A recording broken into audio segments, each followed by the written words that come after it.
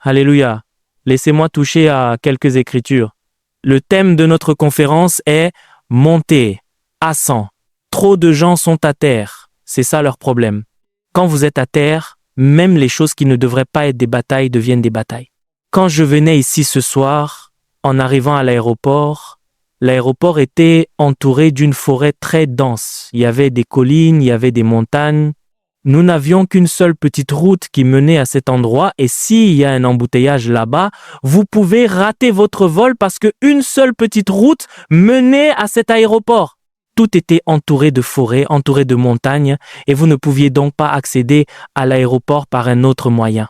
Et donc, parfois, il y a un très long embouteillage et nous sommes tous étouffés et coincés, mais vous voyez, l'avion n'a pas d'embouteillage quand il prend son envol. La forêt ne compte pour rien. La montagne ne compte pour rien. C'est nous qui conduisons à terre, pour qui la forêt et la montagne sont un défi. Quand l'avion monte, il prend n'importe quelle direction. Aucune montagne ne peut l'arrêter, aucune forêt ne peut l'arrêter, parce que lorsque vous êtes à terre, vos batailles sont trop nombreuses. À mesure que vous montez dans cette conférence, la plupart des choses que vous appelez des batailles vont disparaître. Il y a un niveau où vous devez déraciner la montagne et un autre niveau où l'existence de la montagne ne compte pour rien. Si vous conduisez, vous aurez peut-être besoin de déraciner la montagne, vous aurez peut-être besoin de déraciner les arbres, mais quand vous volez, la montagne peut rester là. Vous allez au-dessus d'elle, la forêt peut rester là, vous allez au-dessus d'elle. Quelqu'un ira au-dessus dans la vie lors de cette conférence, et donc cette conférence est conçue pour vous faire aller au-dessus, pour vivre au-dessus et pour rester là, haut, où vous dominez et où vous conquérez. Et donc ce soir, je vais partager brièvement avec vous les conditions requises pour la vie élevée et je vais aussi partager avec vous quelques bénéfices du royaume élevé. Puis demain, nous irons dans des sujets plus profonds sur la façon de manier les pouvoirs de ce royaume. Mais parce que c'est ma première session, je vais commencer par expliquer quelque chose juste pour vous donner les conditions requises afin que vous sachiez, parce que rien en Dieu n'est le fruit du hasard. Rien en Dieu n'arrive par accident. Tout en Dieu est délibéré et si vous savez comment cela fonctionne, vous pouvez le reproduire n'importe quel jour, n'importe quand, n'importe où. C'est la beauté de marcher avec Dieu. C'est pas un coup de chance. Cela peut être répété, cela peut être reproduit dans n'importe quel endroit, parce que la puissance qui le soutient ne peut pas être bravée.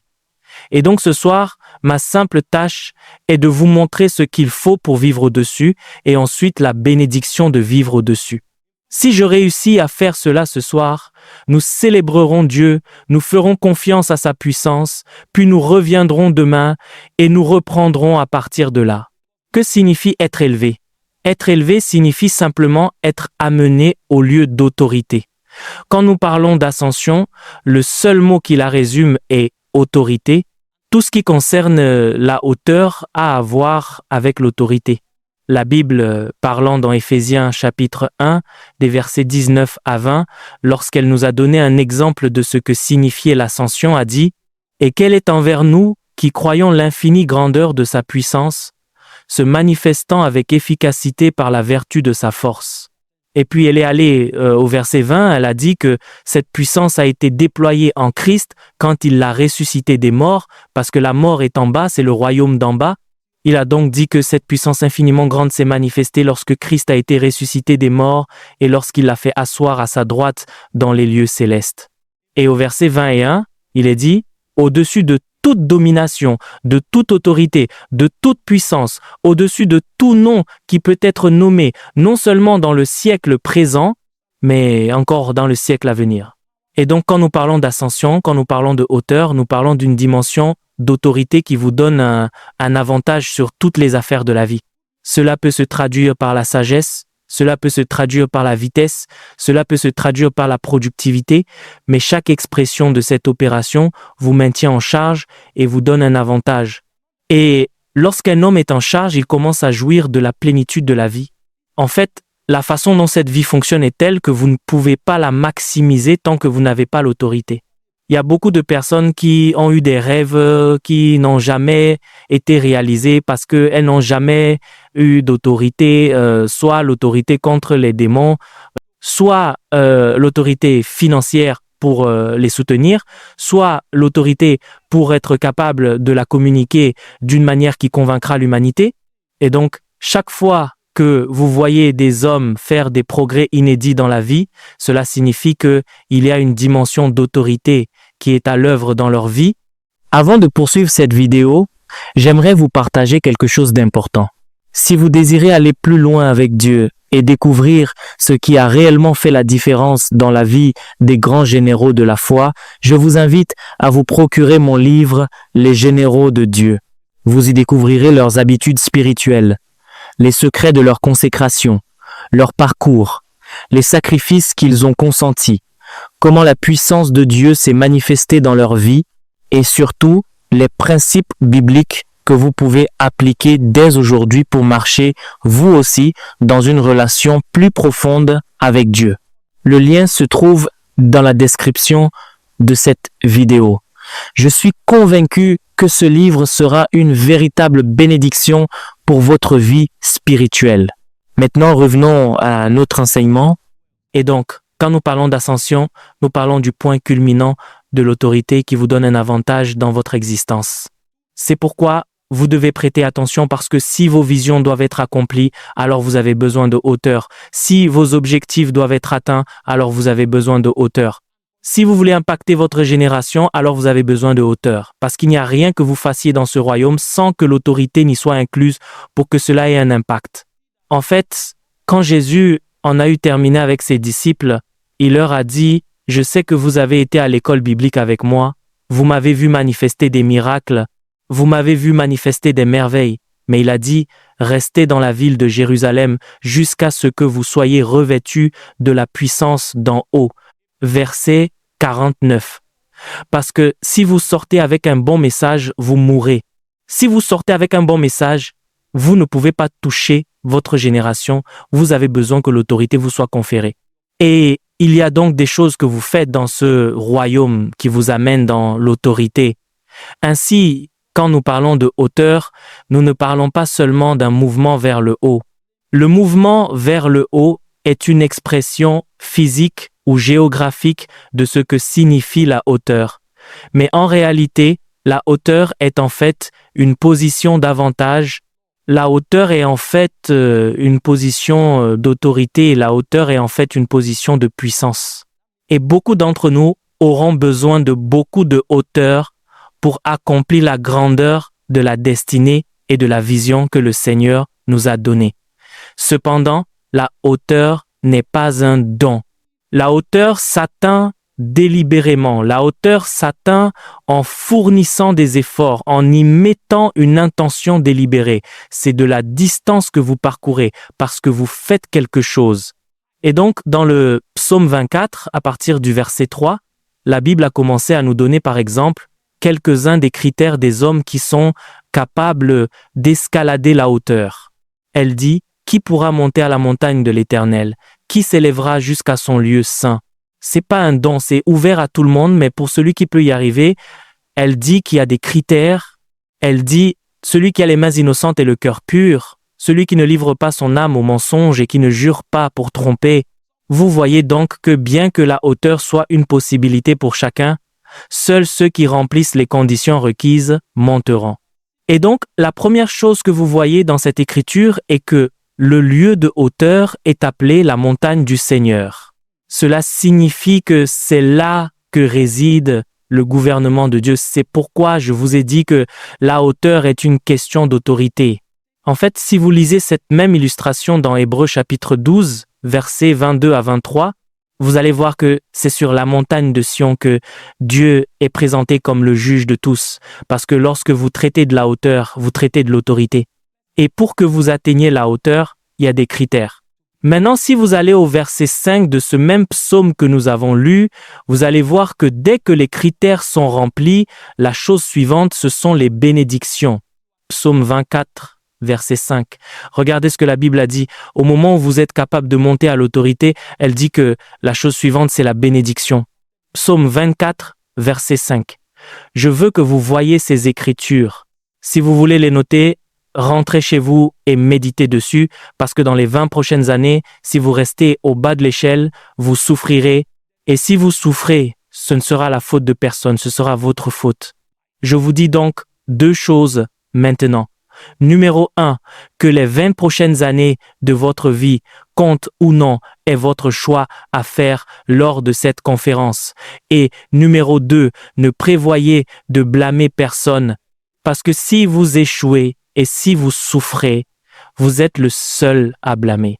Il est dit dans le psaume 24, verset 5, je vous demande pardon, il est dit, « Il obtiendra la bénédiction de l'Éternel, la miséricorde du Dieu de son salut. » Donc, au verset 3, il est dit « Qui pourra monter à la montagne de l'Éternel ?» Cela signifie que n'importe qui le peut. Au verset 4, il est dit « Celui qui a les mains innocentes, le cœur pur, qui n'a pas livré son âme à la vanité ni juré trompeusement. Il vous a donné les critères. » Et au verset 5, il est dit « Il obtiendra la bénédiction de l'Éternel. » Ce sont donc 3 échelons de la vie qui apportent l'accomplissement à l'existence. Et donc ce soir, une chose que nous allons examiner, ayant établi qu'un lieu de hauteur ou un lieu d'ascension est un lieu d'autorité, c'est que nous allons voir les conditions bibliques requises pour ceux qui sont montés dans la vie, parce que tout le monde ne monte pas. À la fin de votre voyage, vous allez découvrir que certaines personnes sont laissées au pied de la montagne. Demandez à nos pères aujourd'hui, ils vous diront que lorsqu'ils étaient jeunes, ils avaient tous des rêves. Allez dans une école primaire et prenez un échantillon. Certains vous diront qu'ils veulent être présidents, certains vous diront qu'ils veulent être gouverneurs, certains vous diront qu'ils veulent être pilotes, certains vous diront qu'ils veulent être riches. Chaque enfant a un rêve, mais au bout du compte, quand ils ont 60, 70, 80 ans, vous découvrirez que dans toute une génération, vous pouvez les compter. Parfois, une poignée seulement parvient au sommet, parce que ce n'est pas un don, c'est ouvert à tout le monde, mais très peu sont prêts à en payer le prix. Et donc, je vais vous montrer ce qu'il faut pour monter ce soir, et le choix vous appartiendra ensuite de décider si votre vie aura un impact, si votre vie comptera ou non. Et puis, si votre vie ne compte pas, sachez aussi dès cette réunion que vous êtes la seule personne à blâmer pour ce que votre vie devient. Alors, que faut-il pour monter? Demain, je vous montrerai les dimensions de la hauteur dans l'esprit. Il y a une hauteur que vous atteignez où vous avez de l'autorité dans le royaume des esprits. C'est une dimension de hauteur et croyez-moi, écoutez, si vous voulez impacter le naturel, vous devez avoir impacté l'esprit. Personne n'impacte le naturel en étant un novice dans le royaume de l'esprit. Il faut un avantage spirituel pour dominer le royaume naturel. Et donc, quand nous parlons de hauteur, il y a une dimension spirituelle à la hauteur et il y a une dimension naturelle à la hauteur. Et dans la dimension spirituelle, il y a 2 opérations de la hauteur. L'une est votre capacité à venir dans le royaume de Dieu. C'est votre capacité à opérer depuis le royaume de Dieu. C'est votre capacité à vous tenir dans le royaume de Dieu.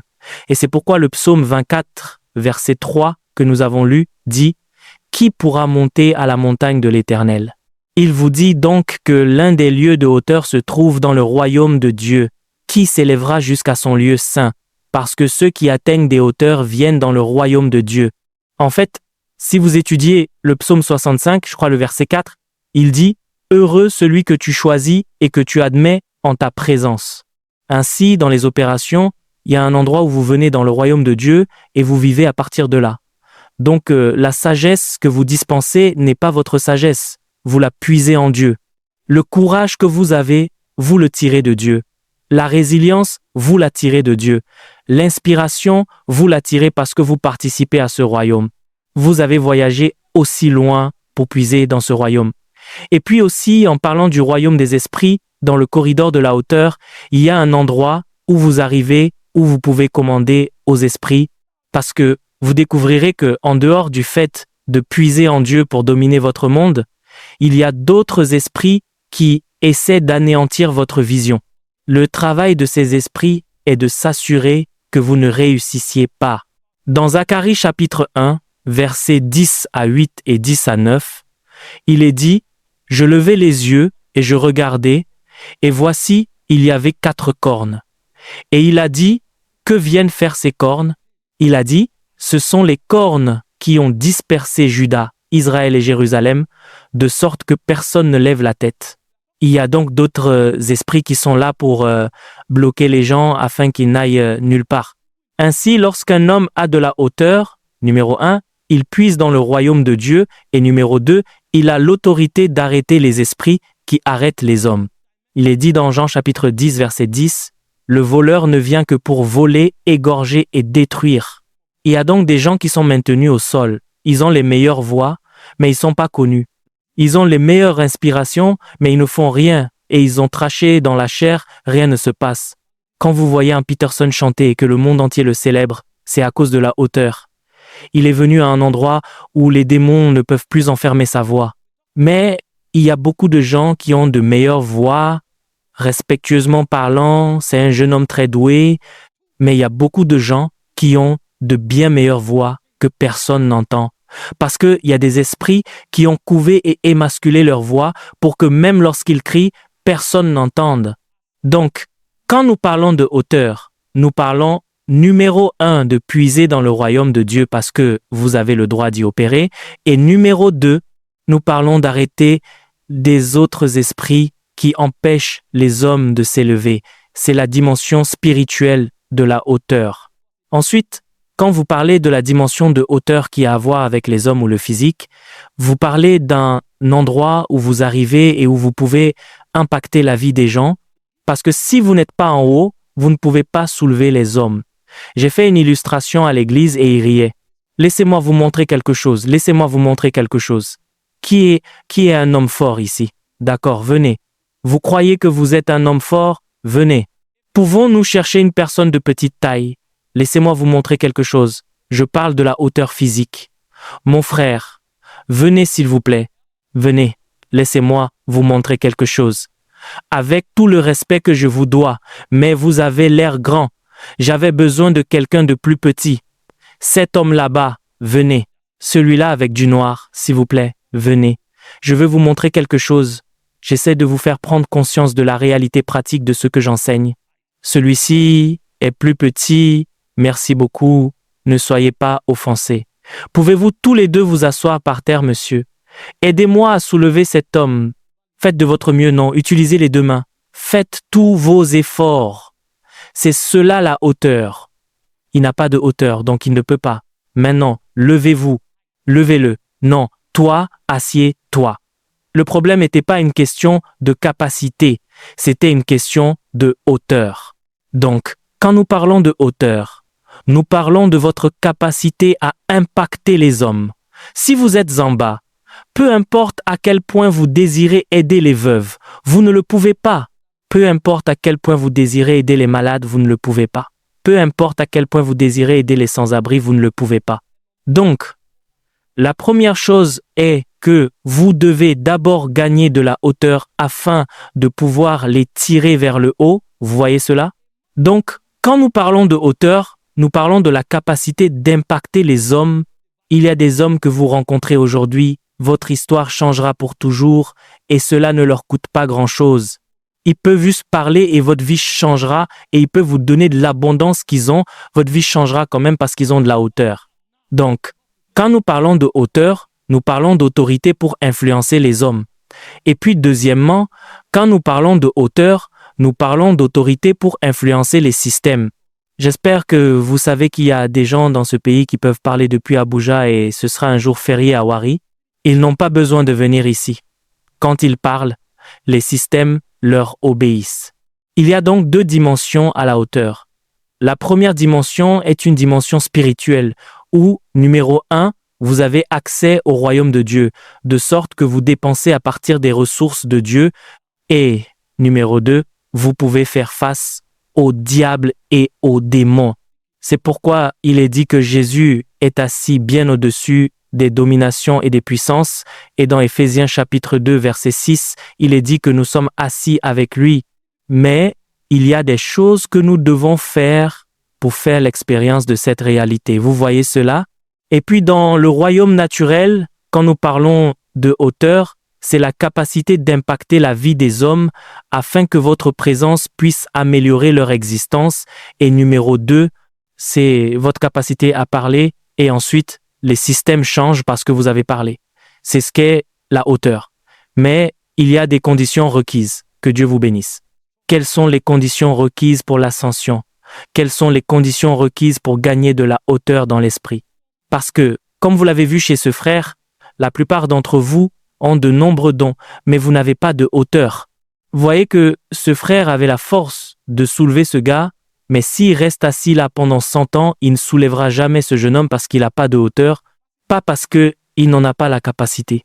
C'est pourquoi vous pouvez voir que certains d'entre vous ici savent chanter, mais vous luttez. Certains d'entre vous sont intelligents, vous luttez. Vous êtes doués, vous luttez. Vous avez une capacité qui devrait impacter votre génération, mais vous n'avez pas de hauteur. Et donc cette conférence viendra apporter de la valeur à vos capacités.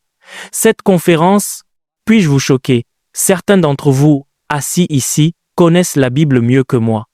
Si vous prenez ce micro et commencez à enseigner, je prendrai des notes, je ne m'arrêterai pas. Le problème est que j'ai plus de hauteur. Le don est donc là, la capacité est là, mais il n'y a pas de hauteur. Et donc, si vous avez de la hauteur, cela apportera de la valeur à votre don, cela apportera de la valeur à vos capacités, cela apportera de la valeur à votre potentiel. C'est pourquoi vous devez m'écouter parce que trop de jeunes en Afrique sont doués mais ils se gâchent parce qu'ils n'ont pas de hauteur. J'ai rencontré un frère récemment, un inventeur dangereux. Tout ce qu'il touche, il peut le transformer en n'importe quoi. Mais il est dans un environnement qui est déprimé, il est dans une vallée, et donc bien qu'il ait des dons, l'environnement ne le laisse pas s'élever à cause de l'environnement. L'environnement est à niveau bas, il n'y a pas de hauteur. Si vous rencontrez cet homme, il vous inspirera. Dès 2011, il a conçu une voiture qui peut être alimentée à l'électricité, ce qu'Elon Musk a fait quelques années plus tard et qui lui rapporte des millions. Ce gars l'a conçu en 2011. Donc, s'il y avait de la hauteur à son talent, il aurait dû être plus riche qu'Elon Musk. En 2011, Elon Musk valait environ 300 millions de dollars. Aujourd'hui, Elon Musk vaut plus de 210 à 9 milliards de dollars grâce à 3 projets dans lesquels il s'est embarqué depuis un lieu d'avantage. Donc, un homme qui est au sommet de la montagne peut faire peu et le monde le célébrera, mais l'homme qui est en bas de la vallée fera 10 fois plus. Personne ne le verra parce qu'il n'a pas de hauteur.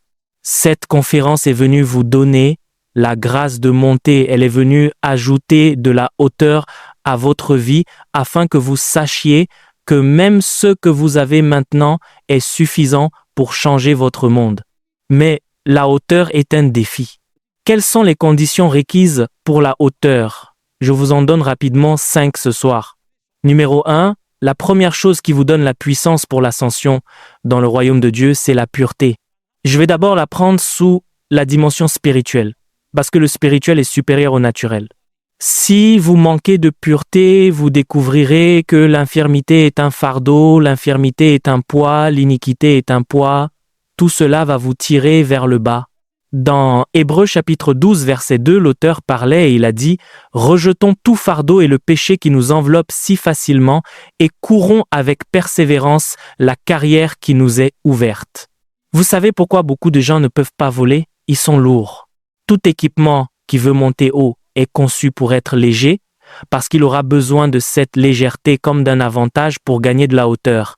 Mais vous voyez, dans l'esprit, l'un des poids les plus lourds que vous porterez sont les iniquités et les attitudes ou le mode de vie qui ne sont pas conformes à la nature de Dieu. Et donc, quand vous trouvez beaucoup de gens qui sont doués et qui pourtant luttent, vérifiez-les. Il y a soit un péché, soit un poids dans leur vie.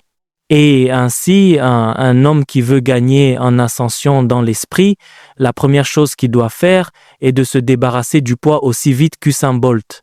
Si Usain Bolt porte ce climatiseur, je le battrai aux Jeux Olympiques. Sa capacité à courir n'aura plus d'importance. Il porte un poids.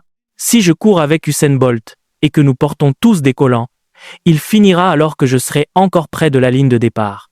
Mais si Usain Bolt fait l'erreur de porter ce climatiseur, peu importe sa vitesse, je mettrai ma main dans la poche et je le battrai. Le problème n'est plus son manque de vitesse. Le problème est le poids qu'il porte. Beaucoup de gens ne peuvent pas monter parce qu'ils portent des poids d'immoralité, ils portent des poids de mensonges, ils portent des poids d'iniquité. Donc, peu importe ce que Dieu fait pour eux, en eux et à travers eux, ils ne pourront jamais monter parce que ces poids les tireront vers le bas. C'est pourquoi, pour quiconque veut monter haut, se débarrasser de l'impureté doit devenir sa priorité. Écoutez, vous prendrez du temps et vous soulignerez tout ce qui vous empêche d'approcher Dieu et vous prierez consciemment, Seigneur, enlève ce mensonge, Seigneur, enlève cette immoralité, Seigneur, enlève cette pornographie, parce que si elle est là, il vous pardonnera, mais vous ne pouvez pas monter. Chaque fois que vous forniquez et que vous demandez le pardon, il vous pardonnera, mais vous ne pouvez pas monter. Chaque fois que vous vivez dans le péché et que vous demandez le pardon, Dieu vous pardonnera, c'est sa nature, mais le problème est que vous ne pourrez jamais monter. Ainsi, après de nombreuses années, vous découvrirez que vous avez manqué trop de saisons et ces saisons que vous avez manquées étaient censées être les marches de votre ascension. Ainsi, chaque fois que vous manquez une saison, vous manquez une marche. Et vous regarderez en arrière plus tard, après 30 ans, et vous serez au même endroit. L'iniquité a privé beaucoup de personnes de leur ascension. Il est écrit, « Qui montera à la montagne de l'Éternel? Qui s'élèvera jusqu'à son lieu saint? » Il est dit, « Celui qui a les mains innocentes et le cœur pur. » Ainsi, la première condition pour l'ascension dans le royaume de Dieu est la pureté. Dans 1 Pierre chapitre 2 verset 11, écoutez ce que dit Pierre. Il dit, « Bien-aimés, je vous exhorte, comme étrangers et voyageurs sur la terre, à vous abstenir des convoitises charnelles qui font la guerre à l'âme. Ainsi, lorsque vous vivez dans le péché, ce que vous ne savez pas, c'est que vous dépensez la puissance de votre âme. » Il est dit que les convoitises charnelles font la guerre. Pourquoi pensez-vous que tant de jeunes aujourd'hui n'ont pas le pouvoir d'une prise de décision stratégique? Pourquoi pensez-vous que tant de jeunes hommes manquent aujourd'hui de l'inspiration nécessaire pour faire avancer leur vie? Et la façon dont le destin fonctionne, c'est que ce qui peut affecter vos 10 prochaines années peut se produire en une seconde. Vous manquez simplement un moment. Vous commencez avec quelqu'un, les bons mots à dire ne viennent pas. C'est après que la personne est partie que vous vous rappelez ce que vous auriez dû dire. Le départ de cette personne, c'est vos 10 ans qui s'en vont, parce que ce que cette personne aurait dû faire si vous aviez dit la bonne chose aurait affecté les 10 années suivantes. Mais voyez-vous, vous avez dépensé votre pouvoir mental lorsque vous vous abandonniez à l'iniquité. Il est dit, fuyez les passions de la jeunesse, elles font la guerre à votre âme. Proverbe chapitre 4, verset 23 dit, « Garde ton cœur plus que toute autre chose, car de lui viennent les sources de la vie. » Trop d'entre nous manquent leur moment, manquent leur saison. Pourquoi? Parce que l'inspiration n'est pas venue au bon moment. Le sexe, l'immoralité, le mensonge, l'hypocrisie, l'exagération, toutes ces choses ont tordu le circuit du flux de l'inspiration. Et ainsi, chaque fois, vous savez ce que vous devriez dire, mais au mauvais moment. Chaque fois, vous approchez du moment de votre visitation, mais au mauvais moment. Et donc, tous ces cycles spirituels ont lieu, mais vous êtes celui qui passe à côté. Et ainsi, vous découvrirez que quelqu'un qui portait vos 5 ans vient de vous quitter sans que vous ne le rencontriez vraiment. Quelqu'un qui portait vos 10 ans a eu une conversation avec vous, vous avez parlé pendant 1 heure, vous ne saviez pas quoi dire ou vous ne disiez que les mauvaises choses, et quand vous avez fini de parler et qu'il est parti, il ne s'est même plus rappelé vous avoir rencontré, et il est parti avec votre avenir parce que vous avez laissé l'iniquité souiller votre âme. Chaque fois que vous vous souillez par l'iniquité, je vous le dis, vous avez gâché votre avenir. Pourquoi pensez-vous? Voyez-vous, le diable est intelligent, il sait ces choses. J'espère que vous savez qu'il était un chérubin, qu'il opérait dans les parvis de Dieu. Il sait comment Dieu fonctionne. Et donc, quand vous regardez le monde aujourd'hui, Presque 80% de toutes les activités dans le monde aujourd'hui sont conçues pour suggérer le péché et l'iniquité. L'autre jour, j'ai pris mon bloc-notes sur mon téléphone, j'écrivais sur mon bloc-notes, pour l'amour de Dieu, le bloc-notes n'a rien à voir avec Internet, mais parce que mes données mobiles étaient activées, soudainement, j'ai cliqué sur le bloc-notes pour écrire et une jeune femme est apparue sur l'écran en écartant les jambes. J'ai dit que c'était tellement embarrassant. Et si quelqu'un passait par là, il se dirait « Regardez l'apôtre !» J'étais choqué et embarrassé en même temps. Il vous enfonce donc l'iniquité dans la gorge parce que le diable sait que l'œil est une porte, l'oreille est une porte. Au moment où vous le voyez, le cerveau se met au travail et puis certaines personnes s'asseyent là, elles traitent de la pornographie, elles traitent l'immoralité pendant 24 heures sur 48 heures. Vous pensez que ce genre de personne peut porter un projet qui affectera toute une région? Savez-vous l'énergie mentale qui entre dans un projet à l'échelle d'un État? Savez-vous le pouvoir mental qui entre dans le traitement d'un projet à l'échelle nationale? Je vous le dis, vous n'aurez pas cette capacité. Si je vous donnais mon emploi du temps des 2 dernières semaines, vous seriez choqués. La raison pour laquelle je suis frais, c'est parce que j'ai pas laissé l'iniquité entrer dans ma chambre, parce que si elle entre, elle me tuera. Je suis revenu le 1er, j'ai pris l'avion pour le Royaume-Uni pour une conférence, j'ai atterri le 2, j'ai réglé les choses à partir du 3. Nous avons eu une réunion avec les bénévoles le 4 et le 5. Nous avons eu la réunion. Le lendemain, j'ai dû prendre l'avion pour Weddingborough en Écosse. J'ai prêché cette nuit-là. Le lendemain, j'ai repris l'avion pour Londres. J'ai prêché. Le lendemain, j'ai pris l'avion pour Aberdeen. Non, j'ai pris l'avion pour Glasgow. J'ai prêché pendant 2 nuits et j'ai pris l'avion pour Aberdeen. J'ai prêché le lendemain. Dès que j'ai fini ce dimanche matin, j'ai dit à ma femme, rassemble tes bagages, nous réorganisons mon vol, je vais au Nigeria. Et cette nuit-là, je suis revenu à Londres, j'ai pris l'avion pour Abuja le mardi. Je suis arrivé le lundi, le mardi c'était l'étude biblique, j'ai enseigné. Le mercredi, j'ai dû aller dans l'état de Benue pour défendre mon document de doctorat et je lisais parce que j'étais passé d'un monde à un autre. J'ai quitté le monde spirituel pour entrer dans la chimie. Personne ne vous posera de questions sur Jean chapitre 3 verset 16. Là-bas, quand je vais là-bas, je parle de nanochimie. Et donc, mon cerveau a dû basculer et immédiatement j'ai été capable, en 24 heures, d'internaliser un manuel de 248 pages parce que c'était ma recherche de thèse de doctorat. Et vous devez aussi leur prouver que vous apportez de la valeur à l'humanité parce que le doctorat n'est pas une licence. Vous devez ajouter quelque chose à la connaissance. Et en 20 minutes, j'avais fini de parler. C'était pas fini. Ils ont dit « Assieds-toi et vous faites face à 7 professeurs et ils vous posent des questions de partout en chimie et ils s'attendent à ce que vous répondiez.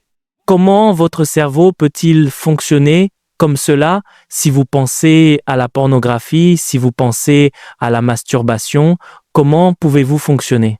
Quand j'ai fini, ils ont dit « Vous pouvez y aller, vous pouvez vous appeler docteur. Vous ne prenez de la hauteur que lorsque la pureté entre dans votre chambre parce que cela a à voir avec votre capacité. » Et dès que j'ai fini là-bas, je suis revenu à Abuja le jeudi soir parce que j'ai fini vers 15 heures. J'ai pris la route 5 heures de voyage jusqu'à Abuja. Le vendredi, j'ai dû prendre l'avion pour Accur. J'étais à Accur. Je suis revenu à Le Seigneur est mon berger, je ne manquerai de rien. J'ai prêché là-bas, j'ai prêché le lendemain matin.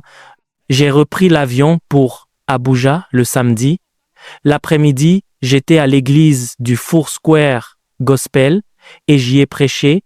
Le dimanche, j'ai prêché le soir. Je suis revenu à Encounter Jésus et j'ai encore prêché et vous maintenez cet emploi du temps 24 heures sur 24, 7 jours sur 7. Et je ne vous ai pas parlé de ma vie de famille, je ne vous ai pas parlé de mes affaires, je ne vous ai pas parlé de ma relation avec Dieu. Pensez-vous que les choses globales viennent à bas prix? Cela demande beaucoup de pouvoir mental, cela puise la vie en vous. C'est pourquoi vous ne pouvez pas vous permettre de gâcher votre vie dans l'iniquité. C'est pourquoi vous ne pouvez pas vous le permettre.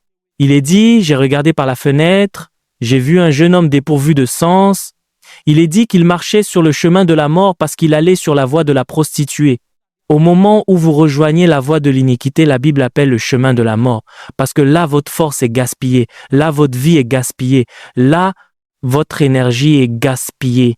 Et ainsi, lorsque les questions de destin vous confrontent, vous êtes faible, vous êtes impuissant, vous êtes vulnérable et vous ne savez pas pourquoi vous ne montez jamais. L'iniquité vient pour vous dévorer, elle vient pour vous dévorer. Et c'est pourquoi Pierre a dit de fuir ces choses. Vous pensez que vous vous amusez, vous êtes en train de dévorer votre propre vie. Tout jeune homme qui veut avoir de l'impact doit savoir comment préserver son vase. Parce qu'il y aura beaucoup de demandes sur votre force. Il y aura beaucoup de demandes sur votre pouvoir mental. Il y aura beaucoup de demandes sur votre vie et à tout moment, vous devez être frais. Il ne suffit pas d'être présent, vous devez être frais, vous devez être à votre meilleur niveau. Et pour que vous restiez ainsi, la pureté est une chose sur laquelle vous ne pouvez pas transiger. Je vous dis pourquoi les hommes ne montent jamais. Quand ils arrivent aux questions de leur destin, ils sont si faibles, ils sont si fatigués, et vous vous demandez, vous n'avez que 24 ans, pourquoi êtes-vous si fatigué? Pendant ce temps, nos pères qui ont 80 ans sont toujours très agiles, s'afférant à leurs occupations comme s'ils avaient 20 ans. Et puis vous voyez des gens qui ont une vingtaine d'années si faibles parce qu'ils ont épuisé l'énergie de leur destin par l'iniquité, ils ont épuisé l'énergie de leur destin par l'impureté. Et donc, la seule chose pour laquelle ils sont bons, c'est de s'asseoir et de bavarder, de dire ce qui n'a pas d'importance, de débattre de football, de parler de chiffons et de parler de sornettes qui ne peuvent pas impacter leur destin. Voyez un homme qui devrait impacter une nation, il s'assied du matin au soir à regarder une série télévisée parce qu'il n'y a pas d'énergie. Il ne peut pas voir que les questions de destin viennent avec des exigences. Cela demande beaucoup d'exigences pour penser. Cela demande beaucoup d'énergie pour traiter les choses. Il ne l'a pas. Donc tout ce qu'il peut faire, c'est s'asseoir et se gâcher. Et la racine de cela, c'est l'impureté. La racine de cela, c'est l'iniquité. Si vous voulez monter sur la montagne de l'Éternel, il est dit que vos mains doivent être pures, votre cœur doit être... Cela signifie que vous ne devez être impliqué dans rien qui ait à voir avec le péché et l'iniquité. Pierre dit, fuyez les convoitises charnelles, fuyez.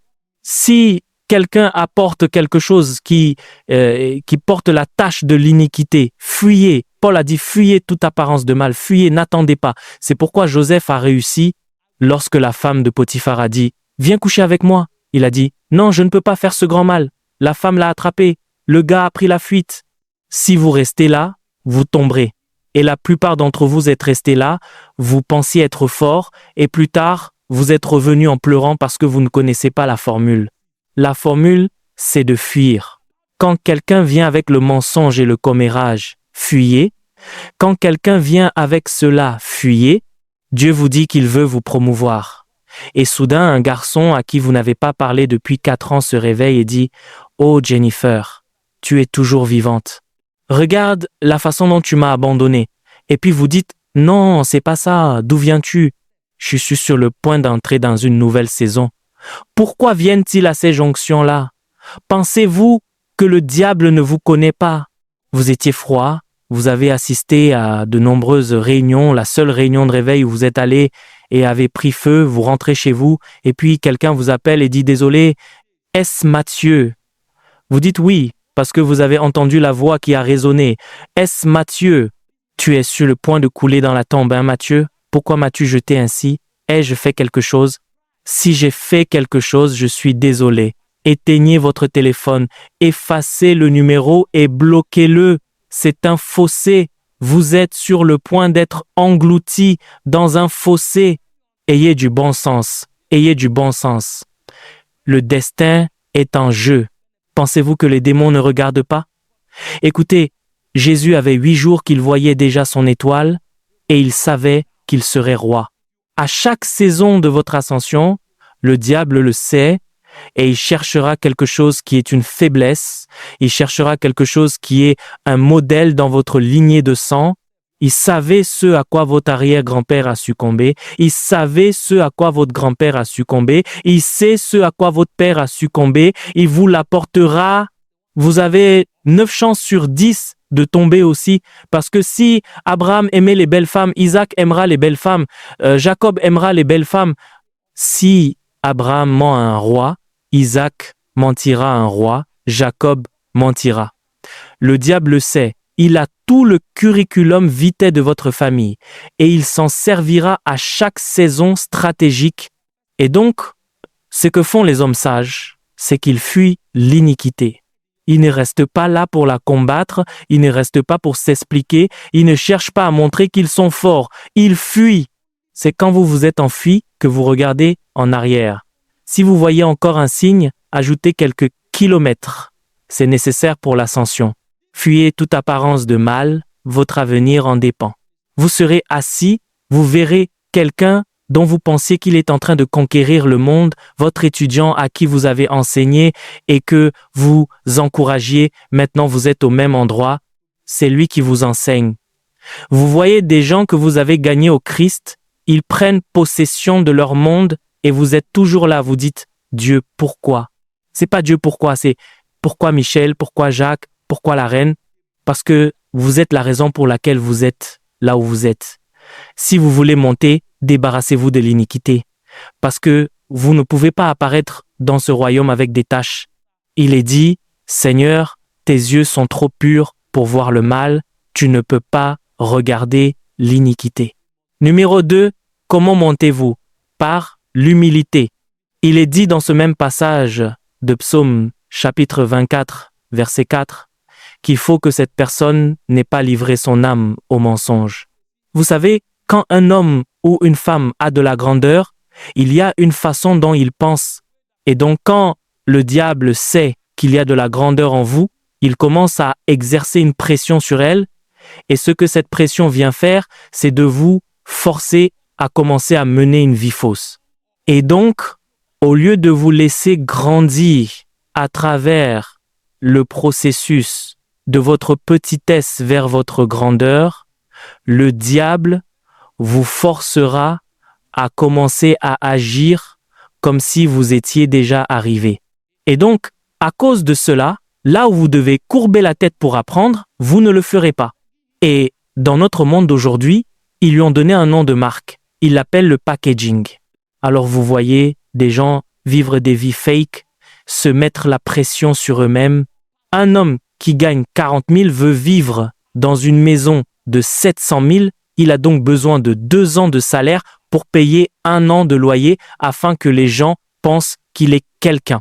Un jeune homme vient dans un endroit où il devrait apprendre, il voit des anciens, il veut se montrer pour qu'on dise que lui aussi est là, parce qu'il veut prendre une photo et la mettre quelque part et apparaître d'une certaine façon, et il bombe le torse là où il devrait se courber. Et quand le diable voit que ces tendances sont en vous, il crée alors un schéma de pression sur votre vie et ainsi votre vie devient fausse. Vous esquivez le processus. Quand vous vous montrez, vous dites que vous agissez comme le PDG pour que les gens ne se trompent pas sur vous ou ne vous sous-estiment pas, c'est un mensonge. Écoutez, le packaging ne vous donne pas l'honneur. C'est Dieu qui met l'honneur sur un homme. Il est dit, pose tes mains sur Josué, je prendrai de l'honneur qui est sur toi et je le mettrai sur lui. Si vous devez vendre de l'eau en sachet, vendez-la avec grâce. Vous êtes dans votre processus. Si vous vendez, vendez avec enthousiasme. Vous êtes dans votre processus. Il y a une expérience que vous devez en tirer pour que lorsque vous posséderez une banque, vous ne soyez pas trompé. Ne laissez pas le diable apporter l'orgueil pour vous tuer, parce que vous connaissez le problème avec l'orgueil. Si le diable réussit à mettre de l'orgueil en vous, il ne sera plus celui qui vous combat. Il vous laissera, c'est Dieu qui sera celui qui vous combattra. Ainsi, si le diable ne peut pas vous combattre, il vous piégera pour que vous deveniez un ennemi de Dieu. Et la Bible dit dans 1 Pierre, chapitre 5, versets 6 et 7, il est dit « Humiliez-vous sous la puissante main de Dieu, en temps voulu, il vous élèvera. » Il est dit que si vous essayez de vous élever vous-même, Dieu sera celui qui vous abaissera, Dieu sera celui qui vous poussera vers le bas. Ainsi, l'homme jeûne et prie, mais il ne peut pas monter. Il va sur la montagne pendant 40 jours. Il veut que cette entreprise explose. Il veut que ce ministère explose, mais Dieu veut sauver son âme. Si cette entreprise explose, c'est pour cela qu'il ira en enfer. Si cette entreprise explose, c'est pour cela qu'il ira en enfer, parce que son orgueil est trop grand. Alors après avoir prié et jeûné, Dieu canalisera cette énergie vers quelqu'un d'autre. Ainsi, au moment où il monte, Dieu lui montre une vision de quelqu'un, intercède pour cette personne. Vous n'êtes pas encore prêt.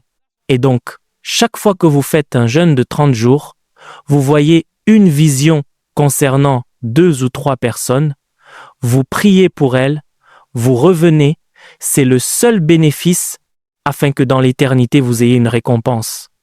Mais si vous pensez que ce jeûne vous mènera quelque part, c'est un mensonge. Dieu vous humiliera et vous gardera en bas, parce que si vous montez avec les ordures de l'orgueil, vous subirez ce que Lucifer a subi. Parce que lorsqu'il s'est vu glorieux, il a dit « Maintenant, j'élèverai mon trône ». Voyez-vous, chaque fois que vous essayez de vous élever vous-même, vous jouez le scénario de Lucifer, c'est un scénario luciférien. C'est Dieu qui nous élève dans ce royaume. Vous ne vous élevez pas vous-même, c'est Dieu qui vous élève. Et ainsi, il a dit que la façon dont Dieu vous approuve pour l'élévation, c'est lorsque vous vous humiliez sous sa main puissante. Je vous montre la réalité organique de l'ascension. Je peux commencer par la prière, je peux commencer par la prophétie, je peux commencer par l'impartation, mais écoutez-moi, peu importe combien vous priez, s'il y a du péché dans votre vie, vous ne monterez pas. Peu importe combien de prophéties sont sur votre tête, s'il y a du péché dans votre vie, vous ne monterez pas.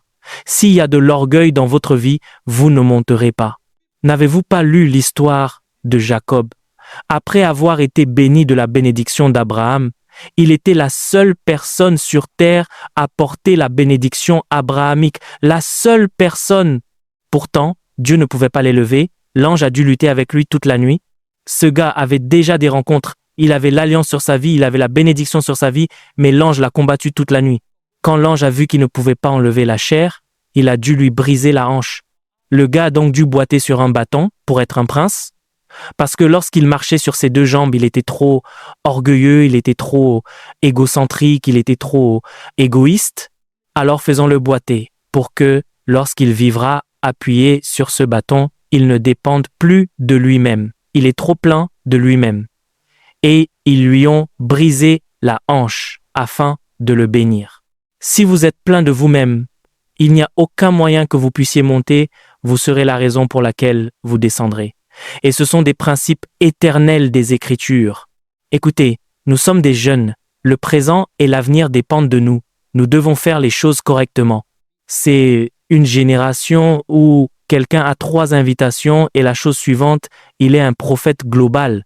Quelqu'un a un kiosque parce qu'il a eu un chiffre d'affaires de 50 000, il est devenu un PDG, et puis il veut que tout le monde dans le quartier le perçoive, alors nous marchons d'une manière où nous voulons que les gens nous perçoivent. Nous jouons la comédie. Tout ce que vous voyez, quelqu'un que Dieu aide, il ne sourit plus. Quiconque vient autour de lui, qu'il soit jeune ou vieux. Vous trouverez un jeune homme. Il dit qu'il est un apôtre dans la vingtaine ou la trentaine. Une personne de 60 ans se tient debout pour le voir. Il la fera attendre comme si de rien n'était. Et quand il vient finalement la voir, la personne se mettra à genoux et lui parlera et lui lit le monde spirituel. Il vérifie l'ordre angélique et une femme de 60 ans est à genoux en train de le supplier. Et quand il finit, il vient et dit « Tout va bien. Rien ne se passera. » C'est pourquoi vous nous voyez faire des manipulations et toutes sortes de théâtralités. La vraie puissance brute n'est pas là. La vraie puissance brute n'est plus présente. Pensez-vous que Dieu va jeter de la puissance? Savez-vous les puissances que les pères commandent? Pensez-vous que Dieu va jeter ce genre de puissance sur cette génération arrogante pour que nous pensions que tout n'est que spectacle? La dernière convention qui s'est tenue, le pasteur Adeboahi me disait que lorsqu'il est allé prêcher devant plus de 4 millions de personnes au Redemption Camp, un auditorium de 3 kilomètres sur 3 kilomètres était plein à craquer. Un dépassement d'1 kilomètre sur 1 kilomètre est utilisé comme surplus. C'était plein à craquer. Et la personne qui prêche vient juste, doucement et calmement, parlant comme si, et puis vous êtes émerveillé. Vous savez donc que cette chose va au-delà du packaging. C'est la main de Dieu qui élève un homme. C'est Dieu lui-même qui élève un homme. C'est ainsi que les gens montent. Certaines personnes maintenant attendront. Vous devez appeler 3 fois avant qu'elles ne décrochent, même si elles sont avec le téléphone, pour que vous les preniez au sérieux. Quand vous appelez, elles le regardent. Vous rappelez, quand elles décrochent la 3e fois, « Ah, comment allez-vous? Je n'ai pas le temps. » C'est la réponse à l'appel. « Comment allez-vous? Je n'ai pas le temps. » Pourquoi?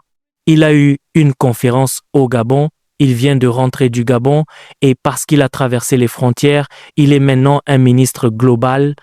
Vous l'invitez pour une conférence, la fois suivante, vous voyez 4 personnes au protocole, un jeune homme de 25 ans ou 31 ans, vient pour une conférence, 2 personnes tiennent la Bible, une porte son costume, il ne le porte même pas, c'est quand il entre.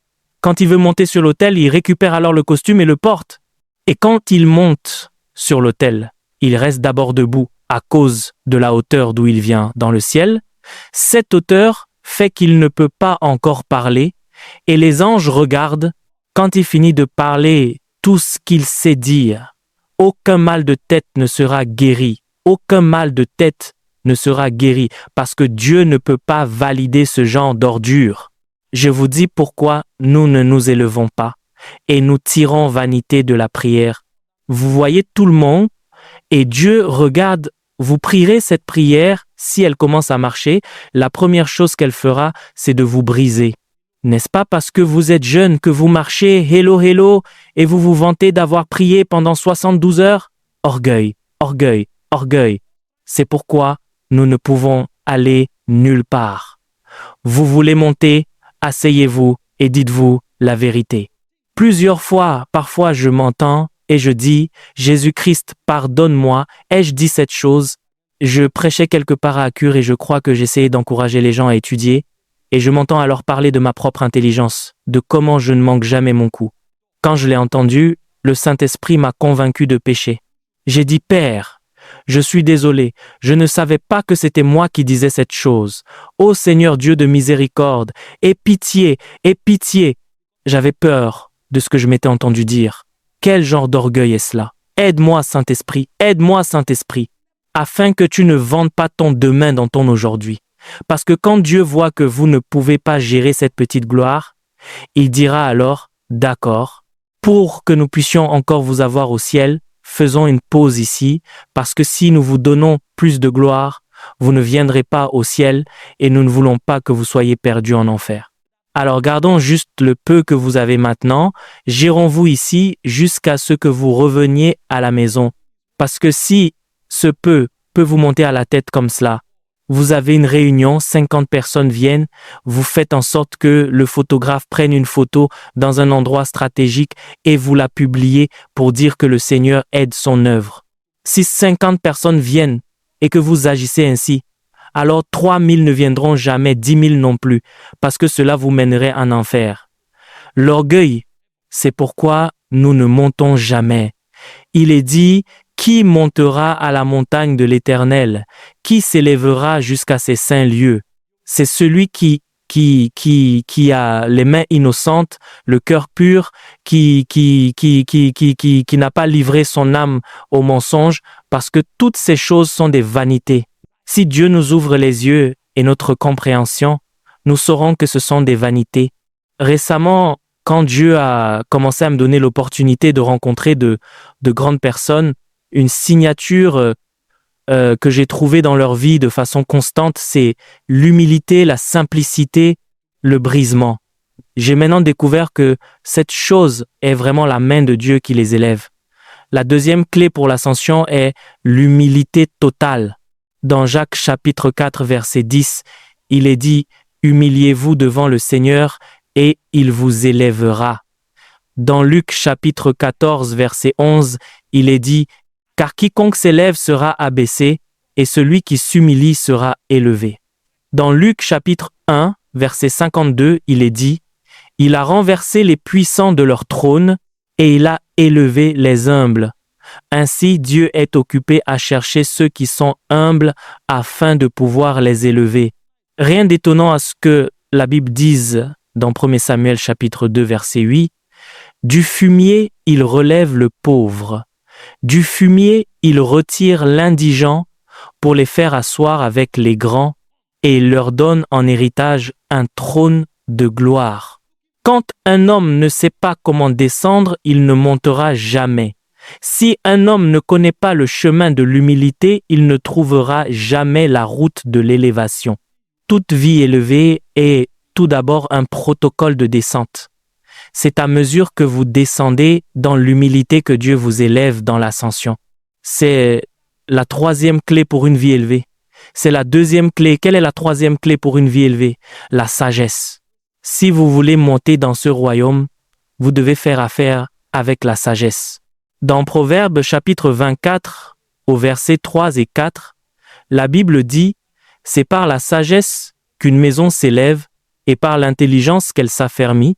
C'est par la science que les chambres se remplissent de tous les biens précieux et agréables. » Voyez-vous, si vous n'avez pas de sagesse, même si Dieu vous élève, vous vous rabaisserez vous-même, ce n'est qu'une question de temps. Il y a beaucoup de personnes qui se sont rétrogradées elles-mêmes, même si Dieu essayait tellement de les aider. Un homme insensé ne peut pas être aidé. Vous devez. Une prière que vous devez vous efforcer de prier dans cette vie est « Seigneur, bénis-moi avec la sagesse ». La Bible dit que la sagesse est la chose principale. Il est dit « À qui est la sagesse avec tout ce que tu possèdes? À qui est l'intelligence ?» Parce que si vous manquez de sagesse, je vous le dis, même si Dieu vous élève, vous vous rabaisserez vous-même. Et il y a 3 domaines où vous devez avoir de la sagesse et en avoir suffisamment. Premièrement, c'est avec les hommes. Vous savez comment les pères agissent avec les gens? Lorsqu'ils vous voient, ils se mettent délibérément dans leur humilité à votre niveau. Venez voir l'homme insensé. Je suis allé à une réunion quelque part, un ancien. C'est à dire un ancien qui devrait nous imposer les mains et nous bénir.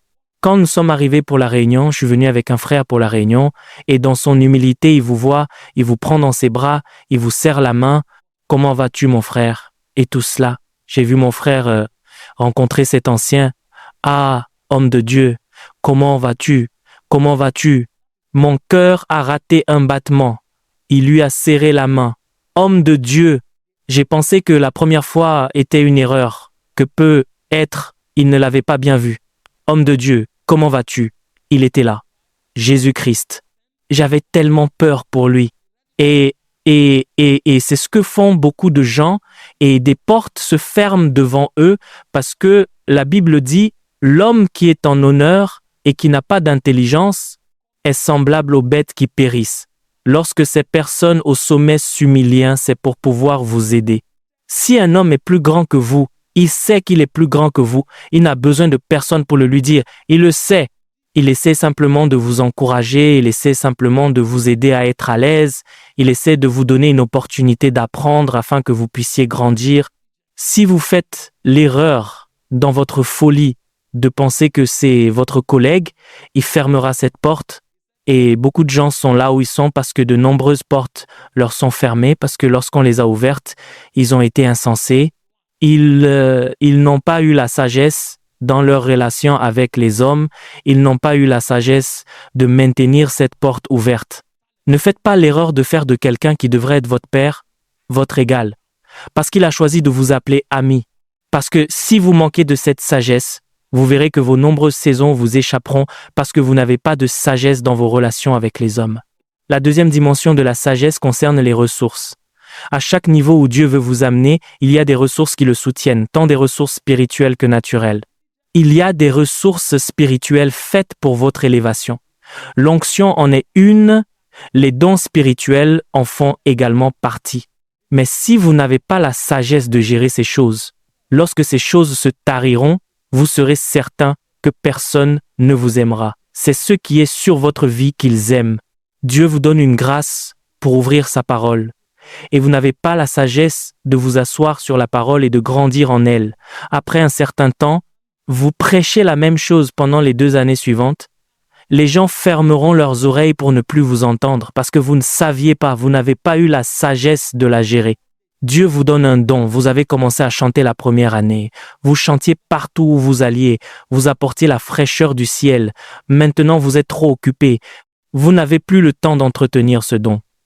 Vous venez, vous chantez, les gens s'endorment, ils fermeront la porte devant vous. Vous découvrirez que votre élévation sera retardée. Vous savez pourquoi? Vous ne saviez pas comment gérer les ressources spirituelles, parce que c'est la grâce sur votre vie que les gens honorent, c'est la grâce sur votre vie que les gens désirent. Si cette grâce se tarit, tout le monde en cherchera une autre. Et puis vous avez des ressources physiques comme l'argent. Beaucoup de gens gaspillent l'argent qu'ils devraient investir. La Bible dit que Dieu donne de la semence au semeur et du pain à celui qui mange. Certaines personnes mangent leurs semences et leur pain ensemble. Et ainsi, leur saison suivante n'apparaît jamais. Elles n'ont pas de sagesse dans la gestion des ressources. Et ainsi, chaque ressource qu'elles ont, elles la gaspillent. Vous gagnez 200 000, 150 000, qu'avez-vous à faire avec un iPhone 14? Sauf si votre activité est en ligne et que vous avez besoin de graphisme. Mais afin de faire bonne impression, ils gaspillent stupidement l'argent qu'ils devraient investir, et ainsi chaque argent qui entre dans leurs mains s'épuise. Vous ne les verrez jamais vous dire j'avais 100 000, maintenant j'ai 200 000, j'avais 1 million, maintenant j'ai 3 millions, j'ai 40 millions, maintenant j'ai 80 millions.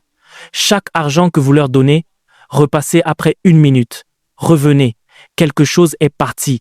C'est comme si il y avait quelque chose qui les démangeait, que dès que les ressources entrent dans leurs mains, elles doivent s'épuiser.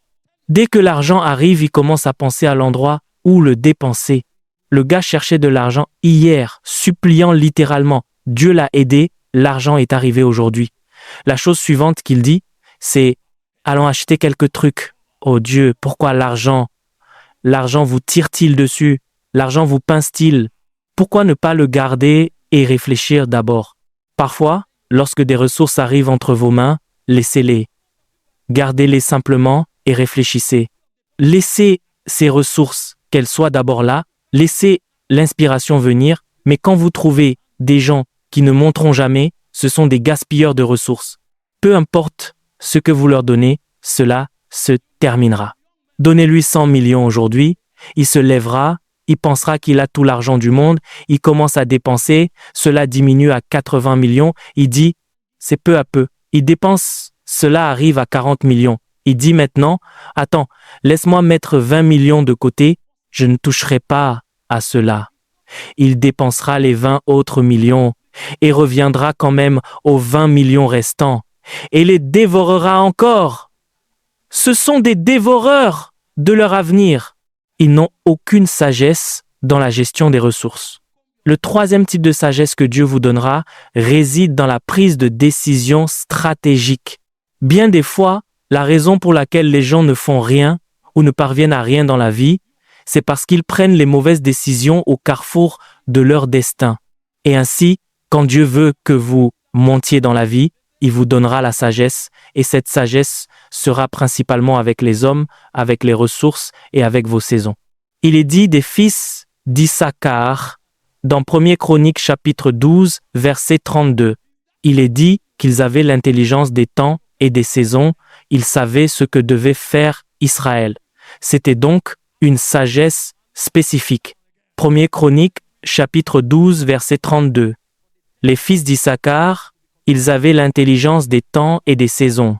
Dans Ecclésiaste, chapitre 3, verset 1, il est dit qu'il y a un temps pour tout endroit sous le ciel. Vous devez savoir quand lire, vous devez savoir quand jeûner, vous devez savoir quand prier. Si vous substituez le temps d'étude par le fait de regarder le football, de jouer à la PS ou d'aller en boîte de nuit le jour où Dieu élève les hommes, ne soyez pas surpris d'être au bas de l'échelle, parce que vous n'avez pas eu la sagesse de prendre la bonne décision. Aucune de ces choses n'est mauvaise en soi si elles sont faites au bon moment. Et c'est pourquoi la sagesse elle-même est une sorte de puissance, parce que cette puissance vous conférera la capacité de faire la bonne chose au bon moment, au bon endroit. Personne ne s'élève sans sagesse. Et donc, vous voulez vous élever, vous voulez monter, vous voulez sortir de cette conférence et être pertinent, vous devez fonctionner avec la sagesse. Numéro 4, la diligence. Personne ne monte dans la vie sans diligence. Un mode de vie ciblé, engagé et responsable, voilà ce qu'est la diligence. Un mode de vie ciblé, engagé et responsable. Parce que pour que Dieu vous fasse passer à un niveau supérieur, il vérifiera ce que vous avez fait avec le niveau précédent. Pour que Dieu vous donne une nouvelle instruction, il vérifiera comment vous avez répondu à la dernière instruction. Il y a trop de gens qui ne sont pas diligents. La Bible dit, dans Proverbes chapitre 22, verset 29, un passage populaire. « Si tu vois un homme habile dans son travail, il se tient auprès des rois, il ne se tient pas auprès des gens obscurs. » Dans Matthieu chapitre 25, versets 20 et 21, quand Dieu a donné la parabole, Jésus a parlé de la parabole des talents, il a dit qu'il a donné à l'un 5 talents. Grâce à sa diligence, lorsqu'il a demandé des comptes, il a dit que celui-là est revenu et a dit « Maître, tu m'as remis 5 talents. Voici, j'en ai gagné 5 autres. » Et au verset 21, il a dit « Maintenant, va et prends le gouvernement de 10 villes parce que tu as été fidèle en peu de choses. » Chaque fois que vous voyez des hommes monter uniquement, c'est qu'ils sont diligents avec tout ce qu'ils ont géré. Descendre, c'est leur manque de diligence avec ce qu'ils avaient qui les a disqualifiés pour le niveau suivant où ils devaient entrer. Dans Proverbes chapitre 10, verset 4, il est dit « Celui qui agit d'une main lâche s'appauvrit, mais la main des diligents enrichit. » Dans 1er Roi chapitre 11, versets 28 à 31, la Bible parle de la façon dont Salomon a élevé le jeune homme. Il est dit « Jéroboam était un homme fort et vaillant. » Et Salomon, ayant vu que ce jeune homme était industrieux, lui donna la surveillance de tous les travaux de la maison de Joseph. Il a vu que l'homme était industrieux et ce ne fut pas tout concernant son élévation. Si vous lisez jusqu'au verset 30, la Bible nous révèle que Dieu, par son prophète, a encore parlé au même homme. Atija l'a saisi, il portait un vêtement neuf et il déchira le vêtement en 12 morceaux. Regardez ce qu'il dit au verset 31. C'est toujours la diligence qui promeut cet homme. Il dit à Jéroboam, « Prends pour toi 10 morceaux, car ainsi parle l'Éternel, le Dieu d'Israël. Voici, je vais arracher le royaume de la main de Salomon, et je te donnerai 10 tribus. » Salomon n'était donc pas le seul à l'avoir élevé. Même Dieu a vu sa diligence et a dit « Je te confierai 10 royaumes. » Ainsi, tout homme qui est diligent, sa voie est vers le haut et vers l'avant uniquement. Regardez nos jeunes d'aujourd'hui. Vous êtes à l'université. Vous ne pouvez pas réussir en sociologie et vous parlez de conquérir le monde.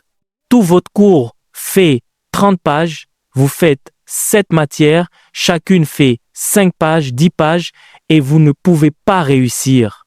Vous allez au panneau d'affichage des résultats, vous avez des F, D, C, votre meilleure note est un D et ensuite vous dites « Nous allons conquérir ce monde ». Non pas parce que ce que vous faites est de la haute technologie, juste parce que vous ne pouviez pas vous asseoir pour lire. Quand les gens lisaient, vous êtes allé voir un ami, soit vous faisiez des cheveux, soit vous étiez avec un ami, soit vous étiez devant un film, soit vous étiez au marché et vous pensez. Si vous étiez Dieu, lui confieriez-vous une ville? Si vous étiez Dieu, dites-vous la vérité. Si vous étiez Dieu et que vous aviez un projet dans cette ville, le lui confieriez-vous? Vous trouvez certaines personnes, même la chemise qu'elles portent, elles ne peuvent pas la repasser.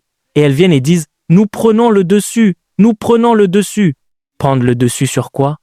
Vous ne pouvez pas repasser votre chemise. Combien de chemises avez-vous? Cela ne prend pas 10 minutes pour repasser une chemise et ensuite vous dites que vous prenez le dessus. Je sais que la plupart d'entre vous s'attendaient à ce que je vienne vous parler du mystère du troisième ciel, alors que nous traitons de l'ascension. Vous plaisantez. Si vous ne pouvez pas gérer les choses naturelles, est-ce les choses spirituelles que vous pourrez gérer? Vous regardez certains jeunes hommes. Leur petit déjeuner qu'ils ont mangé est encore accroché à leur barbe vers 14 heures. Du pain est accroché là parce que lorsqu'il a mangé, il y avait de la nourriture accrochée à sa barbe. Il ne peut même pas prendre le temps de peigner ses cheveux et il parle de gérer une ville. Connaissez-vous les forces complexes qui régissent une ville? Il parle du Nigeria, il parle de l'Afrique, il parle de sa génération. Il ne peut pas repasser sa chemise, il ne peut pas peigner ses cheveux. Et vous, pouvez-vous peigner une ville si vous ne pouvez pas peigner votre petite tête? Est-ce une ville, votre chemise? Votre chemise est froissée, vous ne pouvez pas défroisser votre chemise. Est-ce une ville comme celle-ci que vous pouvez défroisser? Quand nous descendions de l'avion, ils ont dit de descendre dans l'ordre. Ceux qui sont devant viennent en premier. J'étais au 3e rang. Avant que je ne me lève, j'ai vu des gens venir de l'arrière. Ils n'ont pas le temps. Vous êtes celui qui sait ce que vous dites. Est-ce une ville que vous voulez gérer quand vous ne pouvez pas gérer votre chemise? Connaissez-vous les gens ici? Peut-être devriez-vous aller vous tenir au carrefour et regarder autour de la ville à nouveau, et alors vous saurez qu'il faut tellement pour que le destin de cette nation soit confié. Quand je dis que nous prenons le dessus, nous tous disons oui. Prendre le dessus, avez-vous été capable de prendre le dessus sur votre chambre à coucher? Allez dans la chambre de certaines personnes maintenant. Le lit n'a pas été fait cette semaine. Aujourd'hui, c'est vendredi. Ils n'ont pas fait leur lit cette semaine. Allez dans la chambre de certaines personnes, il y a des mouchoirs sur le sol est en désordre partout, jusqu'à ce qu'un visiteur vienne et que le visiteur fasse ce lit, il ne sera jamais fait. Et il dit que ils vont prendre le dessus, nous allons prendre le dessus, c'est notre moment. Ils contestent même les pères. Laissez-nous briller, laissez-nous nous manifester, c'est notre moment, c'est votre moment. Si on vous donne ce pays maintenant, ne va-t-il pas s'effondrer? Même Dieu, quand il nous entend parler, il dit « Savent-ils la responsabilité ?» C'est notre moment, ils ne veulent pas qu'on brille. Regardez les autres nations. Nous ne sommes pas contre l'ascension des jeunes et nous ne disons pas qu'il n'y a pas de grands jeunes au Nigeria. Il y a beaucoup de grands jeunes au Nigeria et en Afrique. Mais la question est, monsieur, votre garde-robe est-elle bien tenue? À quand remonte la dernière fois que vous avez lavé vos chaussettes? Ces chaussettes que vous portez, certaines personnes, si elles enlèvent leurs chaussures ici, vous mourrez de suffocation à cause de la puanteur. La puanteur qui sortira des chaussettes. Les chaussettes n'ont pas été lavées et ils pensent à s'adresser à une nation. N'avez-vous pas peur? S'ils font l'erreur d'enlever leurs chaussures là où se trouvent des gens, tout est pollué et ce sont les chaussettes qu'ils portent. Ne laissez pas certaines personnes vous saluer de près, vous vous évanouirez. S'ils disent juste « bonjour » avant qu'ils ne disent le mot, l'acide et le produit chimique qui vous frapperont depuis leur bouche, si vous ne vous effondrez pas, cela signifie que la puissance du Saint-Esprit vous soutenait.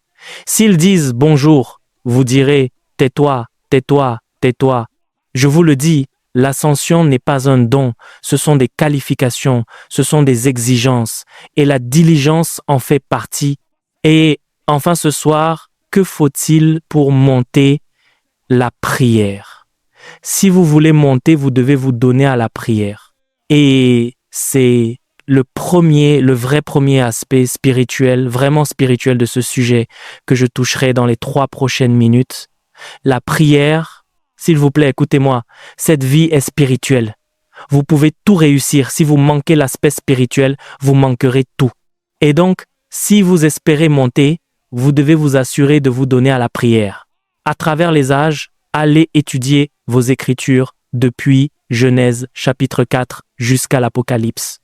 Tous ceux qui ont été élevés l'ont été par la prière.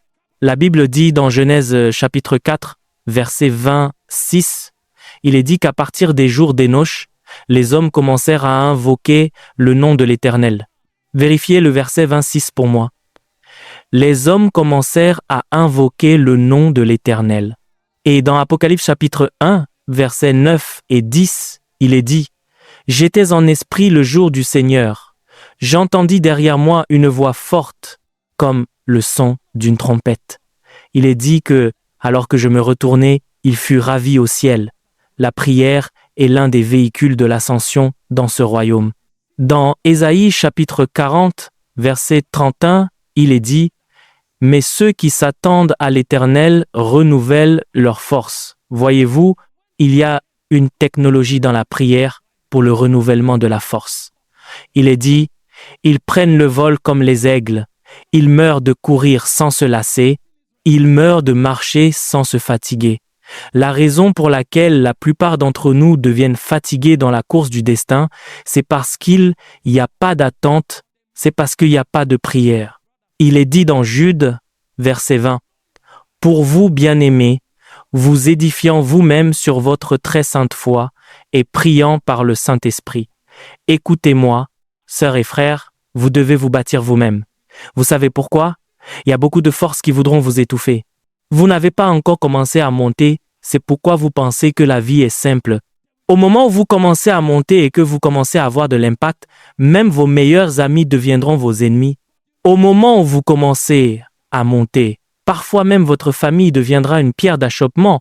Au moment où vous commencez à monter, des ennemis non sollicités apparaîtront de nulle part. La raison pour laquelle tout le monde vous aime, c'est parce que vous êtes dans le domaine de la médiocrité. Si vous prenez la résolution que vous monterez au-delà de la médiocrité, des ennemis émergeront. Certains viendront avec des poignards, certains viendront avec des flèches, certains viendront avec des arcs, certains viendront avec des lances. La seule façon de renforcer votre énergie contre ces choses, c'est quand vous commencez à prier. Vous savez ce que la prière fera pour vous? La prière vous aidera à maintenir un moral élevé en tout temps. Et je vous le dis, pour gagner les batailles de la vie, vous avez besoin d'un moral élevé. Vous penserez que la jeunesse suffit. La Bible dit que même les jeunes se fatiguent.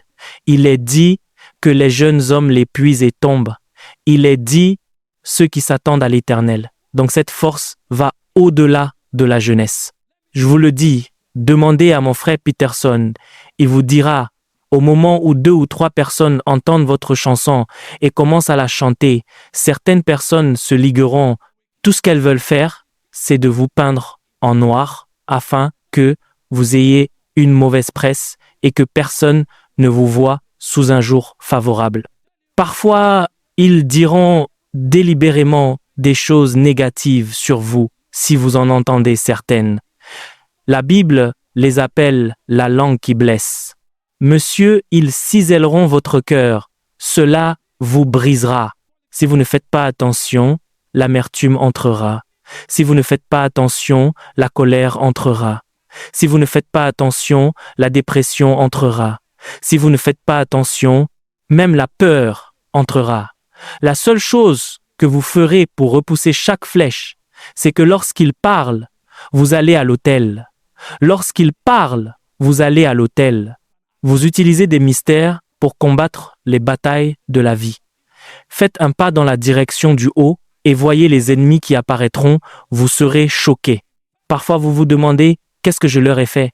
Certaines personnes jureront que vous ne réussirez pas, non pas parce que vous les avez offensées. Elles détestent juste le fait que ce soit vous qui réussissiez.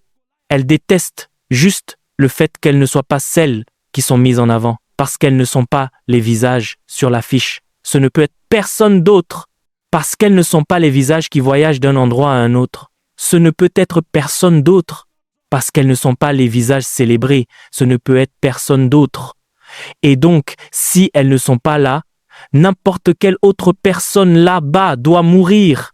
Et donc, elles vous attaqueront, elles comméreront sur vous, elles conspireront contre vous, elles vous accuseront jusqu'à ce que vous tombiez, et même quand vous tombez, elles ne s'arrêteront pas. Vous pensez que lorsque vous tombez, elles s'arrêteront? Elles ne s'arrêteront pas. Elles diront, oui, nous avions dit qu'il n'allait pas durer. Oui, nous avions dit qu'il allait échouer. Oui, nous l'avions dit. Elles parleront encore de votre échec, parce que votre échec est ce qui donne de l'air à leur âme. Mais si vous savez que vous n'êtes pas censé descendre, si vous savez que leur prière ne sera pas exaucée, Si vous voulez que leurs vœux ne soient pas exaucés, alors il y a une issue. C'est pourquoi chaque jeune homme doit connaître la voie de la prière. C'est pourquoi chaque jeune homme doit connaître la voie de l'intercession. Parce que dans les psaumes, il est dit « Éternel, que mes ennemis sont nombreux. Quelle multitude se lève contre moi. Combien qui disent à mon sujet plus de salut pour lui auprès de Dieu. » Il est dit « Mais toi, ô Éternel, tu es mon bouclier, tu es ma gloire, et tu relèves ma tête. » Beaucoup sont là. Vos ennemis ne sont pas rares, ils sont nombreux. Ils sont plus nombreux que vous ne le pensez. Il est dit que il y a une flèche qui vole de jour, il y a une peste qui marche dans l'obscurité. Il est dit que 1000 tomberont à ton côté et 10 000 à ta droite. Il est dit qu'ils ne t'atteindront pas parce que tu as fait de Dieu, du Très-Haut, ton refuge. C'est le lieu de la prière. Ceux qui s'attendent à l'Éternel prennent le vol comme les aigles. Ils prennent le vol avec des ailes. Il y a un lieu d'ascension dans l'esprit, il y a un lieu de vol dans l'esprit, c'est l'autel de la prière. Alléluia. Écoutez ceci. L'un des passages des Écritures qui m'a le plus béni dans ma vie est dans 1er Rois chapitre 10 à 7. David, c'était sa saison d'élévation. La Bible dit que son père l'a envoyé porter de la nourriture à ses frères sur le champ de bataille. Et quand David est arrivé, Dieu avait tout planifié pour son élévation. Il a vu Goliath maudire Israël et il a demandé à son frère innocemment « Qui est cet homme qui maudit Israël ?» Il dit « C'est le champion des Philistins. Depuis 40 jours, il nous maudit. Aucun homme ne peut le défier. » Et David dit « Que fera-t-on à l'homme qui le fera tomber ?» Le frère a dit « Tais-toi, je connais ton orgueil, je connais l'arrogance de ton cœur. Rentre chez toi, es-tu un soldat ? La première bataille que vous combattrez, c'est la famille. Et la plupart du temps, les points qu'ils soulèveront seront légitimes. Le frère de David était dans l'armée, tais-toi. Il a appelé cela de l'orgueil. Il a appelé cela de l'arrogance. Quand vous avancez dans la vie, ils diront que vous êtes ambitieux, ils diront que vous êtes orgueilleux, ils diront que vous êtes arrogant. C'est une attaque sur votre destin. Mais vous savez quoi? David est venu là recharger. Il est venu là stimuler, il n'est pas venu là de manière occasionnelle, il est venu préparer. Il s'est détourné de son frère. Puisque tu ne veux pas me dire la bonne chose, je chercherai qui me dira la bonne chose. Le frère le voyait comme un faible, il le voyait seulement comme un garçon. David a dit, je vais me tourner vers quelqu'un qui me voit comme une réponse. Et il a demandé à un autre homme, et l'homme a dit, quiconque fait ceci et cela sera fait pour lui. Même la fille du roi lui sera donnée. Il dit, je suis intéressé, menez-moi au roi. Vous penserez que ces batailles sont terminées. Quand il est venu vers Saül, Saül l'a regardé et a ri. Il a dit, tu n'es qu'un enfant. Il a dit, cet homme est un guerrier depuis sa jeunesse. Si vous pouvez reconnaître cet homme comme un guerrier depuis sa jeunesse, pourquoi ne pouvez-vous pas voir un guerrier dans ce jeune homme? Parce que les hommes vous condamneront, ils vous démoraliseront. Mais David est venu recharger. C'est un guerrier. David a dit, au cas où vous ne le sauriez pas, monsieur, laissez-moi vous donner mes qualifications. Une fois, alors que je gardais les brebis de mon père, un lion est venu, je l'ai déchiré. Un ours est venu, je l'ai déchiré. Le même Dieu qui a tué le lion tuera cet homme. Lorsqu'il a donné ses qualifications, il a humilié Saül et il a dit « D'accord, prends mon armure ». L'armure était trop lourde, mais David n'a pas été intimidé. Vous savez, bien des fois, on vous dira que vous avez besoin d'un doctorat pour pouvoir parler et que le monde vous écoutera, vous devez avoir voyagé aux États-Unis. Avez-vous voyagé au Royaume-Uni? Combien d'expériences avez-vous? Le Saint-Esprit est mon expérience. Le Saint-Esprit, c'est mon expérience, c'est ma qualification. David a dit, je n'ai pas besoin de ton armure, j'utiliserai ce dont j'ai l'habitude. Et David a pris des pierres et est allé vers Goliath. Quand il est arrivé vers Goliath, Goliath a été offensé. Ainsi, vous n'avez pas de soldats à envoyer, c'est un jeune garçon que vous avez envoyé. Il a commencé à maudire David, mais il n'a pas intimidé David. La Bible dit que David lui a dit « Tu me combats avec des arcs et des flèches ». Il a dit « Mais moi, je viens contre toi au nom de l'Éternel des armées. Le Dieu de l'armée d'Israël que tu as insulté. Et David a pris des pierres. Et la Bible dit dans 1er Roi chapitre 10 à 7, verset 48, il est dit que lorsque Goliath s'est approché de David, David a couru vers lui. Il n'était pas intimidé. Voyez-vous, si vous n'êtes pas rechargé lorsque vous voyez Goliath, vous vous évanouirez. Et la plupart du temps, la clé de votre niveau suivant est un Goliath. Vous devez donc être rechargé pour ne pas reconnaître sa taille, pour ne pas reconnaître son armure. Mais la façon de se recharger, c'est en priant. Il est dit, ne vous enivrez pas de vin, c'est de la débauche. Soyez au contraire remplis de l'esprit. Entretenez-vous par des psaumes, par des hymnes et par des cantiques spirituels, chantant et célébrant de tout votre cœur le Seigneur. Certains d'entre vous sont trop calmes pour leur destin. Vous avez besoin d'une certaine intoxication, vous avez besoin de vin frais, vous avez besoin de vin frais. Et ainsi, la façon dont vous buvez dans l'esprit, c'est par la prière. Au nom de Jésus, écoutez ceci. Parfois, la plateforme qui devrait vous manifester est trop grande pour vous.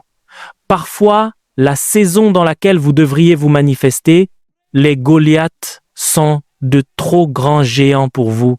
C'est pourquoi vous ne pouvez pas y aller avec votre seul cerveau, vous devez y aller enivré dans l'esprit, de sorte que lorsque vous vous présentez là-bas, rien ne puisse tuer votre morale, rien ne puisse vous intimider. Je vous le dis, tous ceux qui gagnent des batailles, leur niveau de morale doit être élevé.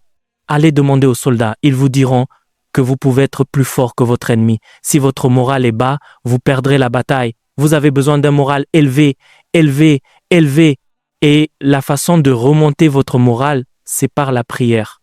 Quand vous avez fini de prier, savez-vous ce qui vous arrive? Il y a 3 choses qui se produisent. La première, c'est la réingénierie. Quand vous commencez à prier, il y a quelque chose que cela fait. Cela vous change, cela vous transforme, cela vous transfigure. La Bible dit dans Matthieu chapitre 10 à 7, verset 2, alors que Jésus montait pour prier, il est dit que l'aspect de son visage fut changé. Vous revêtez le vêtement de gloire. Et quand vous portez la gloire, aucune plateforme ne devient trop grande, aucune saison ne devient trop grande. Pouvez-vous prier par le Saint-Esprit pendant 1 minute? Je ne sais pas qui est enivré ici, je ne sais pas qui a soif ici. Je refuse d'être en bas, je refuse d'être en bas. Merci Père, merci Père, merci Père. Vous savez, la façon dont Dieu a conçu l'homme, la façon dont Dieu nous a conçus est différente de la façon dont il a conçu les anges. La gloire des anges est sur eux, mais la gloire de l'homme est fermée à l'intérieur de lui. Il est dit que nous portons ce trésor dans des vases de terre. Quand vous commencez à prier, ce que vous faites, c'est que vous excavez cette gloire. C'est pourquoi il a dit, celui qui croit en moi, des fleuves d'eau vive couleront de son sein. Il y a des fleuves à l'intérieur de vous, vous ne pouvez pas être à sec, vous ne pouvez pas subir de saison sèche. À chaque saison, il devrait y avoir un jaillissement.